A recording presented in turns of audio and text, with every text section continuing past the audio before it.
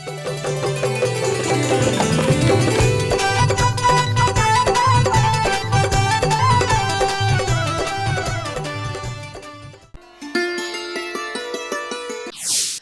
दिवसीय किसान मेला सह कृषि प्रदर्शनी में कृषि उत्पादों की लगाई गई प्रदर्शनी। अतिरिक्त आय के लिए किसान भाई अपनाए समेकित कृषि प्रणाली। गेंदा के उन्नत प्रभेद से करे खेती, बढ़ेगा मुनाफा। नमस्कार, खबरें खेती में आपका स्वागत है। मैं हूं रूपम। अब खबर विस्तार से। राज्य सरकार ने मछली पालन को बढ़ावा देने और इस क्षेत्र से जुड़े लोगों को नई तकनीकों और संसाधनों की जानकारी उपलब्ध कराने के उद्देश्य से मुख्यमंत्री भ्रमण दर्शन योजना की शुरुआत की है। इस योजना के तहत मत्स्य कृषकों को प्रशिक्षण के साथ साथ भ्रमण भी कराया जा रहा है। राज्य के मछली पालन विभाग की ओर से भ्रमण दर्शन योजना के अंतर्गत राज्य के विभिन्न इलाकों में भेजकर मछलियों की प्रजाति, तालाब की जानकारी मुहैया कराई जा रही है ताकि उनकी उत्पादकता और आय में वृद्धि हो सके। पिछले दिनों हाजीपुर कृषि जिला पदाधिकारी द्वारा किसान भवन सह जिला उद्यान कार्यशाला हाजीपुर में 2 दिवसीय कृषि प्रदर्शनी मेला का आयोजन किया गया। मेले का उद्घाटन एडीएम विनोद कुमार सिंह ने किया। मेले में वैशाली जिले के कृषकों द्वारा उत्पादित उद्यानिक फसलों के साथ साथ आधुनिक कृषि यंत्रों की भी प्रदर्शनी लगाई गई थी। हाजीपुर में आयोजित 2 दिवसीय किसान मेला सह कृषि प्रदर्शनी के पहले दिन जिले के विभिन्न प्रखंडों से आए किसानों ने अपने उत्पादित उद्यानिक फसलों का स्टॉल लगाया। उद्यान प्रदर्शनी में फल सब्जियों के साथ साथ मौसमी फूलों के पौधों की प्रदर्शनी लगाई गई थी। इस दौरान मूल्यांकन समिति ने किसानों के प्रदर्शनी स्टॉल का मूल्यांकन भी किया। प्रदर्शनी में प्रथम, द्वितीय एवं तृतीय स्थान प्राप्त करने वाले किसानों को प्रशस्ति पत्र से सम्मानित भी किया गया। इसके अलावा मेले में कृषि यंत्रों की भी प्रदर्शनी लगाई गई थी। जिला कृषि पदाधिकारी अनिल कुमार ने बताया कि कृषि यांत्रिकरण योजना के तहत जिला को प्राप्त लक्ष्य के अनुसार किसान 75 प्रकार के कृषि यंत्रों को अनुदानित दर पर खरीदारी कर योजना का लाभ उठा रहे हैं। समेकित कृषि प्रणाली एक ऐसा मॉडल है जिसमें कृषि के विभिन्न कार्यों को एक साथ मिलाकर किया जा सकता है, जिससे किसान भाइयों को अधिकतम उत्पादन और आय भी प्राप्त होती है। वर्तमान समय में समेकित कृषि प्रणाली ग्रामीण किसानों के लिए किसी वरदान से कम नहीं। यह न केवल उनकी आय बढ़ाने में मदद करती है बल्कि पर्यावरण संरक्षण और खाद्य सुरक्षा सुनिश्चित करने में भी महत्वपूर्ण भूमिका निभाती है। दरअसल इस तकनीक द्वारा फसल उत्पादन, पशुपालन, मत्स्य पालन और अन्य कृषि कार्यों को एकीकृत कर खेती को अधिक लाभदायक बनाया जा सकता है। समेकित कृषि प्रणाली में तालाब का खास महत्व है। मछली पालन से न केवल अतिरिक्त आय प्राप्त होती है बल्कि तालाब का पानी फसलों की सिंचाई के लिए भी काफी उपयोगी होता है। इसके अलावा पशुओं से दूध के साथ साथ उनके गोबर से जैविक खाद भी तैयार किया जा सकता है। यह खाद मृदा की उर्वरकता को बढ़ाने में काफी मदद करती है। वहीं मुर्गी पालन और बतख पालन से अंडा और मांस उत्पादन के लिए किसान भाइयों के लिए काफी अच्छी आमदनी का स्रोत है। गेंदे का फूल भारत में अपनी सौंदर्य, सजावट और औषधीय गुणों के लिए प्रसिद्ध है। यह फूल विशेष रूप से त्योहारों, पूजा और धार्मिक आयोजनों में महत्वपूर्ण स्थान रखता है। देश में गेंदे की बढ़ती मांग को देखते हुए अब इसके उन्नत प्रभेदों को विकसित किया जा रहा है, जो न केवल अधिक उत्पादन देते हैं बल्कि साथ ही साथ किसानों के लिए काफी बेहतर लाभ भी प्रदान करते हैं। गेंदे की खेती के लिए कुछ उन्नत प्रभेदों का विकास किया गया है जो तेजी से बढ़ते हैं, अधिक फूल देते हैं और विभिन्न रोगों के प्रति प्रतिरोधक क्षमता भी रखते हैं। पूसा बसंती गेंदा, पूसा नारंगी गेंदा, अफ्रीकी गेंदा एवं फ्रेंच गेंदा प्रमुख है। ये प्रजातियां रोग प्रतिरोधक क्षमता के साथ आगे बढ़ती है, जिससे कीटनाशकों और अन्य रसायनों की आवश्यकता भी काफी कम होती है। इससे लागत में कमी आती है। गेंदे की बढ़ती मांग के कारण किसान स्थानीय बाजारों और फूल मंडियों में इनका अच्छा दाम प्राप्त कर सकते हैं। बड़े शहरों में बेचकर और भेजकर वे अधिक मुनाफा भी कमा सकते हैं। बटेर पालन आज ग्रामीण क्षेत्रों में रोजगार और आय का बेहतरीन जरिया बनता जा रहा है। छोटे पैमाने पर शुरू किया जाने वाला यह व्यवसाय कम लागत, कम जगह और न्यूनतम जोखिम के साथ अधिक मुनाफे देने वाली साबित हो रही है। सफलता की आज की कड़ी में हम मिलते हैं वैशाली जिले के एक ऐसे सफल किसान राजकिशोर से, जिन्होंने बटेर पालन से अपनी जीवन शैली को पूरी तरह बदल दिया है। राजकिशोर बताते हैं कि बटेर पालन में खर्च कम है लेकिन लाभ अधिक है। बटेर का मांस और अंडे स्वास्थ्य के लिए काफी लाभदायक होने के कारण बाजार में इसकी काफी अच्छी मांग भी रहती है। और अब एक नजर मंडी के ताजा भाव पर। आइए अब एक नजर डालते हैं राजधानी पटना के सब्जी मंडी में और जानते हैं हरी और ताजी सब्जियों का भाव। बैगन 1200 से 1300 रुपए प्रति क्विंटल, टमाटर 1500 रुपए प्रति क्विंटल, गोभी 600 रुपए प्रति क्विंटल, बंधा गोभी 600 से 650 रुपए प्रति क्विंटल। चलते चलते किसान भाइयों, आप देखिए मौसम का पूर्वानुमान। मौसम विभाग के पूर्वानुमान से कहा गया है कि राजधानी पटना सहित राज्य के अधिकतम जिलों में मौसम साफ रहेगा और दिन में धूप खिलेगी, लेकिन ठंडी हवाओं से कनकनी बनी रहेगी। राजधानी पटना का अधिकतम तापमान 24 डिग्री सेल्सियस और न्यूनतम तापमान 11 डिग्री सेल्सियस के आसपास बने रहने की संभावना बताई गई है। वहीं साथ ही साथ मुर्गी पालक किसान भाइयों को सलाह दी जाती है कि मुर्गी के घर की दिशा पूर्व पश्चिम रखें ताकि दिन में ज्यादा से ज्यादा धूप मुर्गी घर में प्रवेश कर सके और साथ ही चूजों के आहार में अचानक बदलाव ना करे। तो किसान भाइयों, अभी आपने देखा खबरें खेती की और जाना खेती बाड़ी से जुड़ी तमाम नई बातों को। नमस्कार, मैं किशोर जबी स्वागत करती हूं आप सभी का आपके अपने कार्यक्रम कृषि दर्शन में। किसान भाइयों, जानकारियों का सिलसिला यूं ही आगे भी जारी रहेगा, लेकिन इस छोटे से ब्रेक के बाद 2024-25 और 25-26 में 14,500 समूहों को ये अनुदानित दर पर कृषि ड्रोन उपलब्ध कराया जाएगा।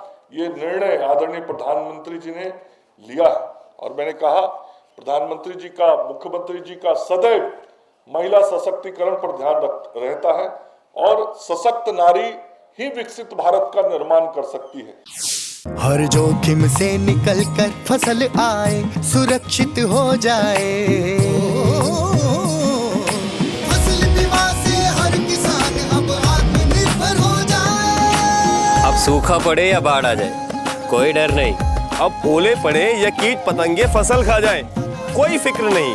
अब कैसी भी आपदा हमारी फसल पे आ जाए, क्षति होने पर हमारे दावों का उचित भुगतान मिलता है, क्योंकि हमने लिया है प्रधानमंत्री फसल बीमा। बुआई से फसल कटाई तक हर जोखिम का दावा, न्यूनतम प्रीमियम पर अधिकतम भुगतान का वादा। योजना से हर साल जुड़ रहे हैं 5 करोड़ से ज्यादा किसान। अब आपकी है बारी। नजदीकी कृषि कार्यालय, सहकारी समिति, बैंक शाखा, अधिकृत बीमा कंपनी या जन सेवा केंद्र में स्वेच्छा से करा सकते हैं पंजीकरण। फसल बीमा पोर्टल या फसल बीमा ऐप द्वारा भी किया जा सकता है पंजीकरण। प्रधानमंत्री फसल बीमा योजना, आपकी फसलों का संपूर्ण सुरक्षा कवच। कृषि एवं किसान कल्याण मंत्रालय, भारत सरकार।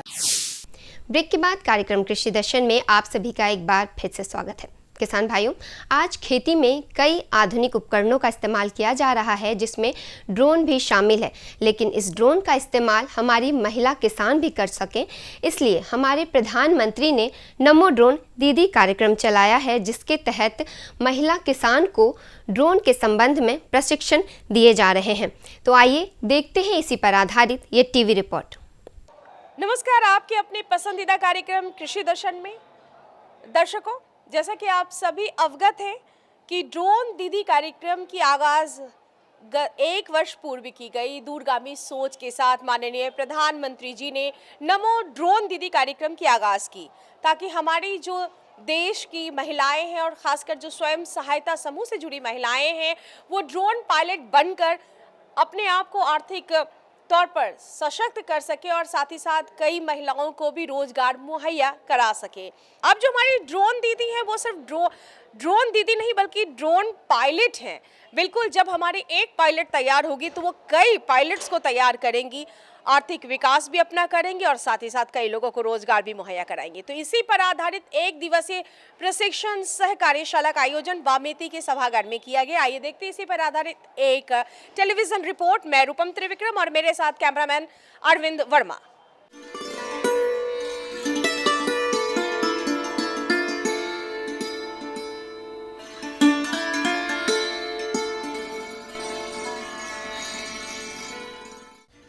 बिहार में कृषि क्षेत्र का विकास अब तेज रफ्तार से होगा।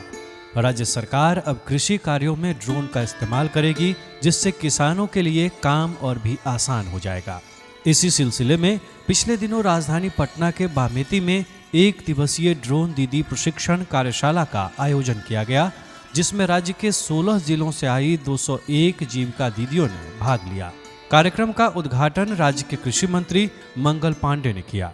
कार्यक्रम को संबोधित करते हुए कृषि मंत्री ने कहा कि अगर तेज रफ्तार से आगे बढ़ना है तो नई तकनीकों को अपनाना और समझना होगा। ड्रोन दीदी योजना प्रधानमंत्री नरेंद्र मोदी की परिकल्पना और मुख्यमंत्री नीतीश कुमार के मार्गदर्शन का परिणाम है। यह योजना महिलाओं को तकनीकी और आर्थिक रूप से सशक्त बनाएगी, जिससे बिहार के विकास में महिलाओं की भूमिका और भी महत्वपूर्ण हो जाएगी। तो हमको जीवन के हर काम में तकनीक का इस्तेमाल करना पड़ेगा। यदि हम तकनीक को नहीं समझें, तकनीक को नहीं स्वीकारें और तकनीक का उपयोग नहीं करेंगे तो हम दुनिया के विकास के दौड़ में दुनिया में हम पिछड़ जाएंगे। और आज इसीलिए पूरा व्यवस्था जो देश का चल रहा है, राज्य का चल रहा है, हर व्यवस्था में इस बात का प्रयास हो रहा है सरकार की ओर से कि हम कैसे टेक्नोलॉजी बेस्ड काम ज्यादा से ज्यादा करें। तकनीक का लाभ लेने से समय की बचत होती है, तकनीक का लाभ लेने से पैसे की बचत होती है और गुणवत्ता बेहतर रहता है, क्वालिटी हमेशा बेहतर होगा। और इसी सोच के तहत देश के आदरणीय प्रधानमंत्री श्री नरेंद्र मोदी जी ने देश में ये जीविका ड्रोन दीदियों का कॉन्सेप्ट हम सब लोगों के साथ सामने लाया। आदरणीय मुख्यमंत्री श्री नीतीश कुमार जी के नेतृत्व में हम सब लोग बिहार में इस योजना को जमीन पे उतारने के लिए काम कर रहे हैं। कृषि मंत्री ने यह भी कहा कि इस योजना का नाम ड्रोन दीदी योजना इसलिए रखा गया है ताकि आधी आबादी यानी महिलाओं को तकनीकी और आर्थिक रूप से विकसित किया जा सके। इस योजना में ड्रोन समेत पूरे किट के लिए 80% यानी 8 लाख तक की सब्सिडी दी जा रही है। खेती को बेहतर करना, खेती में तकनीक को जोड़ना और उस तकनीक के माध्यम से महिलाओं को आर्थिक रूप से सशक्त करना। 10 लाख रुपए का यदि ड्रोन है तो 8 लाख रुपए का अनुदान है और 2 लाख रुपया जो आपको लगाना है वो भी बैंक से लोन है और उस बैंक से लोन में भी 3% का कंसेशन है। मतलब 3% बैंक जो इंटरेस्ट लेता है वो कम लेगा। मतलब आपको हर प्रकार से, मतलब आपको मुफ्त में एक प्रकार से मिल रहा। 80% अनुदान और 20% जो पैसा लगना है वो तो बैंक से लेने का एक सिस्टम है, लेकिन बिहार में हम लोगों ने निर्णय किया कि वो पैसा जो जीविका दीदी का समूह है उसके माध्यम से आप सब लोगों को दिया जाएगा। मतलब आपको ड्रोन मिलेगा। कृषि मंत्री ने बताया कि राज्य में इस वित्तीय वर्ष 2024-25 और अगले वर्ष 2025-26 तक 14,500 महिला समूहों को इस योजना से जोड़ने का लक्ष्य रखा गया है। इससे कृषि में समय और लागत दोनों की बचत होगी और किसानों की आय में वृद्धि होगी। 2024-25 और 25-26 में 14,500 समूहों को ये अनुदानित दर पर कृषि ड्रोन उपलब्ध कराया जाएगा। ये निर्णय आदरणीय प्रधानमंत्री जी ने लिया है और मैंने कहा प्रधानमंत्री जी का, मुख्यमंत्री जी का सदैव महिला सशक्तिकरण पर ध्यान रहता है और सशक्त नारी ही विकसित भारत का निर्माण कर सकती है, सशक्त नारी ही विकसित बिहार का निर्माण कर सकती है। इसलिए किस तरीके से जीविका दीदियों के माध्यम से इस योजना को हम खेतों तक पहुंचाएं, गांवों तक पहुंचाएं। भारत में कृषि का अधिकतर कार्य अभी भी पारंपरिक तरीके से किया जाता है। इस प्रक्रिया में समय और श्रम अधिक लगता है, जिससे किसानों की उत्पादन क्षमता पर प्रतिकूल प्रभाव पड़ता है। वहीं महिलाओं की भागीदारी कृषि क्षेत्र में अधिक है, लेकिन वे तकनीकी दृष्टिकोण से अक्सर पिछड़ी रह जाती हैं। इसे ध्यान में रखते हुए बामेती ने ड्रोन दीदी कार्यक्रम की शुरुआत की। अब खेतों में छिड़काव के लिए, चाहे वो कीटनाशक का छिड़काव हो, चाहे दवा का छिड़काव हो, चाहे खाद का छिड़काव हो, चाहे नैनो यूरिया का छिड़काव की बात आए, चाहे पौष्टिक तत्वों के छिड़काव की बात आए, तो बहुत ही वैज्ञानिक तरीके से कम लागत में हर पौधे तक उस दवा का प्रभाव तुरंत और कम समय में हो जाए, कम लागत में हो जाए, तकनीक के माध्यम से हो जाए, ज़रूरत के माध्यम से हो जाए। तो अब ड्रोन दीदी के रूप में आपको ये ट्रेनिंग दी जा रही है। शुरू में लगेगा कि हम किस प्रकार ड्रोन को चलाएंगे, लेकिन पहले भी बिहार की कुछ महिलाओं को ट्रायल के रूप में इसमें लगाया गया था। उन्होंने बहुत ही बखूबी रूप से इसको चलाया और आज महिलाएं न केवल साइकिल चलाती हैं बल्कि हवाई जहाज भी चलाती हैं। कार्यक्रम के दौरान बताया गया कि राज्य में पहले से पारंपरिक छिड़काव यंत्र जैसे नैपसेक और हैंड रॉकिंग स्प्रेयर का उपयोग किया जाता था। अब ड्रोन तकनीक के माध्यम से कीटनाशकों की कम खपत, समय की बचत और उत्पादकता में वृद्धि हो सकेगी। यह योजना न केवल किसानों के लिए बल्कि राज्य की समग्र कृषि व्यवस्था को मजबूत करने का एक बड़ा कदम है।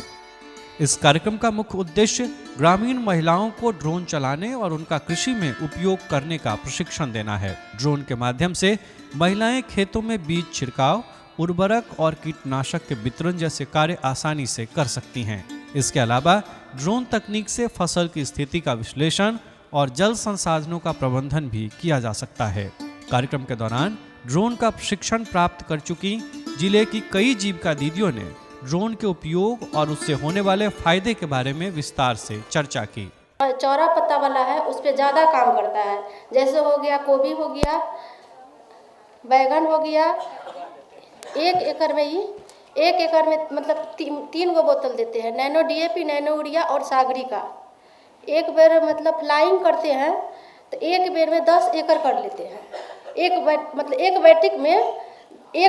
बैटिंग में पे लोड एक बेर में 10 एकड़ करता है, और दूसरा बेर फिर आ जाता है तो एक ही बैटिंग मतलब 1 बीघा कर लेता है। जैसे मैं इफ़को के प्रति जो हूँ, पता नहीं मेरा दिल से लगाव है इफ़को के प्रति, और जब से मैंने बचपन से ही सुन रखा है इफ़को का यूरिया, इफ़को का डाई।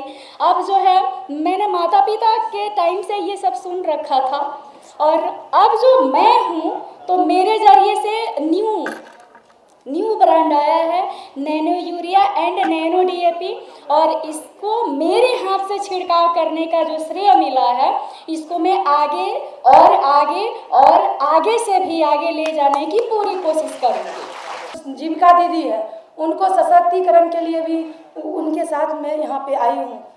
महिला एक अपना सशक्तिकरण के रूप में यहाँ आके आगे अपना स्वावलंबी बना सकती है, और आज जो भी मैंने यहाँ तक किया है वह सब आप ही लोग की अति से बढ़ा है, और आगे भी बढ़ाने का कृपा करें, और सब साथ में मिल के नैनो यूरिया और नैनो DAP का छिड़काव करके अपने किसान भाइयों का मदद करें। इस अवसर पर विशेष सचिव वीरेंद्र प्रसाद यादव, कृषि निदेशक नितिन कुमार सिंह, निदेशक उद्यान अभिषेक कुमार, अपर निदेशक शस्य धनंजय पति त्रिपाठी, संयुक्त निदेशक पौधा संरक्षण प्रमोद कुमार, अन्य पदाधिकारी एवं वैज्ञानिक सहित विभिन्न जिलों के 200 से अधिक जीविका दीदियां मौजूद रहीं। ड्रोन दीदी कार्यक्रम महिलाओं और कृषि दोनों के लिए एक अभिनव पहल है। यह न केवल ग्रामीण महिलाओं को आत्मनिर्भर बना रहा है, बल्कि कृषि में तकनीकी सुधार की दिशा में भी महत्वपूर्ण भूमिका निभा रहा है। ऐसे प्रयास न केवल समाज को सशक्त बनाते हैं, बल्कि देश की अर्थव्यवस्था को भी मजबूत करते हैं।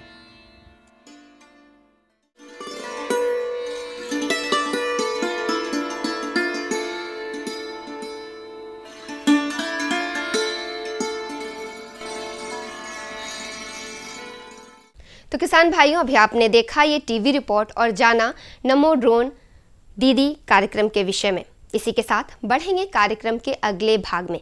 जैसा कि आप देख रहे हैं, हमारे देश में लगातार जलवायु परिवर्तन हो रहे हैं, जिसका सीधा प्रभाव हमारे फसल और उत्पादन पर पड़ता है। ऐसे में फसल चक्र की भूमिका बहुत ही अहम हो जाती है। तो आइए जानते हैं इस विषय में विस्तार से हमारी कृषि विशेषज्ञ स्वाति सागर से। अन्नदाता किसान भाई एवं बहनों, आप सभी को रूपम का नमस्कार। जलवायु परिवर्तित हो रहा है और परिवर्तित जलवायु में कृषि कार्य को कर पाना हमारे किसान भाई एवं बंधुओं पर बहुत बड़ी जिम्मेदारी है और वो इसको कैसे अनुकूल रूप से करे, इस पर लगातार सरकार चर्चा भी कर रही है और हमारे किसान भाइयों एवं बहनों को लगातार अवेयर भी कर रही है। तो आइए, हमारे साथ जुड़ चुकी हैं स्वाति सागर, जो कि असिस्टेंट डायरेक्टर हैं, और जलवायु परिवर्तन में कैसे कृषि कार्य को अपनाया जाए, कौन कौन से फसल चक्र को अपनाया जाए, इस पर जानकारी देगी। बहुत बहुत स्वागत है आपका हमारे दूरदर्शन के दर्शकों की ओर से। जैसा कि हम सभी जानते हैं कि जलवायु परिवर्तन आज के परिवेश में एक महत्वपूर्ण मुद्दा है। ऐसे परिवेश में किसानों को अच्छी फसल प्रणाली, उन्नत किस्म के बीज वगैरह उपलब्ध कराना अति आवश्यक है। कृषि प्रणाली को सुदृढ़ कराना अति आवश्यक है। इसमें जलवायु अनुकूल कृषि कार्यक्रम का यह प्रयास है कि हम एक विकसित तकनीक के साथ जिलावार मौसम के अनुकूल फसल प्रणाली को बढ़ावा देते हैं। साथ ही साथ कस्टम हायरिंग सेंटर की भी सुविधा दी जाती है। आपने कस्टम हायरिंग की बात की, कस्टम हायरिंग क्या है? जलवायु अनुकूल कृषि कार्यक्रम के तहत प्रत्येक कृषि विज्ञान केंद्र में एक कस्टम हायरिंग सेंटर की संरचना की गई है, जिसमें आधुनिक यंत्र जैसे zero tillage, straw baler, laser land leveller, thresher वगैरह की सुविधा दी गई है। साथ ही साथ ये जो तकनीक है, ये जो यंत्र है, वो तकनीकी सहायक जो कि कृषि विज्ञान केंद्र में जलवायु अनुकूल कृषि कार्यक्रम की तरफ से कृषि विज्ञान केंद्र में पदस्थापित है, वो किसानों तक ये सुविधा मुहैया कराते हैं। स्वाति सागर जी, आप बहुत अच्छी जानकारी दे रही हैं हमारे किसान भाई एवं बंधुओं को। उनका जो एक सवाल लगातार हमारे पास आता है कि जलवायु बदल रहा है, इसमें क्रॉप जो है शिफ्ट किया जा रहा है, तो क्या आप इस मौसम में यानी शीतकालीन मौसम में जलवायु परिवर्तन के साथ कौन से क्रॉप को अपनाने की सलाह देंगी? जलवायु अनुकूल कृषि कार्यक्रम में हम लोग ससमय फसल की बुआई पर ज़्यादा ध्यान देते हैं। इस कार्यक्रम के अंतर्गत जो धान की फसल है, वो हम लोग 15 नवंबर से 30 नवंबर तक के बीच में कटाई करवा देते हैं। उसके बाद गेहूं की फसल जो है उसकी जीरो टिलेज विधि से बुआई की जाती है। जीरो टिलेज विधि से जो खेत की तैयारी है वो नहीं करनी पड़ती है। इससे किसानों का समय भी बचता है और अच्छी पैदावार भी होती है। स्वाति जी, बहुत अच्छी जानकारी हमारे दर्शकों को दे रही हैं और इस मौसम में फसल अवशेष प्रबंधन की भी बात चल रही है, क्योंकि मौसम बदल रहा है, रबी की बुआई चल रही है, बहुत जगह खरीफ की कटाई हो चुकी है। तो ऐसे मौसम में फसल अवशेषों का प्रबंधन कैसे करेंगे हमारे किसान भाई बंधु, और पराली बिल्कुल ना जलाएं, ये भी संदेश हमारे किसान भाई व बंधुओं को दें। जलवायु अनुकूल कृषि कार्यक्रम के तहत हम लोग फसल अवशेष पर विशेष ध्यान देते हैं। इसमें धान की कटाई के बाद हम लोग जीरो टिलेज से गेहूं की बुआई करते हैं, और नहीं तो जहां फसल अवशेष जिस क्षेत्र में ज़्यादा है, वहां हम लोग हैप्पी सीडर से गेहूं की बुआई करते हैं। इसके अलावा हम लोग किसानों को स्ट्रॉ बेलर, जो कि स्क्वायर स्ट्रॉ बेलर हम लोग उपलब्ध कराते हैं, जिससे धान का जो पराली है उसे स्क्वायर शेप में बेल बना दिया जाता है, जो बाद में कॉम्फेड को या किसी पशुधन वाले किसान को हम लोग मुहैया कराते हैं। स्वाति सागर जी, आपने बहुत अच्छी जानकारी दी हमारे किसान भाइयों एवं बंधुओं को। उम्मीद है कि इसका लाभ उठाएंगे और बदलते दौर में बदलती जलवायु का लाभ उठाकर और फसल अवशेष प्रबंधन भी करेंगे और खेती भी साथ साथ करेंगे, समेकित खेती प्रणाली को भी अपनाएंगे। स्वाति सागर जी, आपका बहुत बहुत धन्यवाद। तो हमारे साथ जुड़ी थी स्वाति सागर जी, जो कि बता रही थी कि जलवायु परिवर्तन के इस दौर में आप कौन कौन से फसल चक्र को अपनाएंगे और कैसे आप समेकित प्रणाली को अपनाएंगे, क्योंकि ये वक्त खरीफ की कटाई का भी और रबी की बुआई का भी। ऐसे में फसल अवशेषों को बिल्कुल ना जलाएं, बल्कि फसल अवशेष प्रबंधन अवश्य करें। तो देखते रहे कार्यक्रम कृषि दर्शन और हमें और हमारी पूरी टीम को दीजिए इजाजत। मैं रूपम त्रिविक्रम और मेरे साथ कैमरामैन सीनियर संवाददाता अरविंद वर्मा।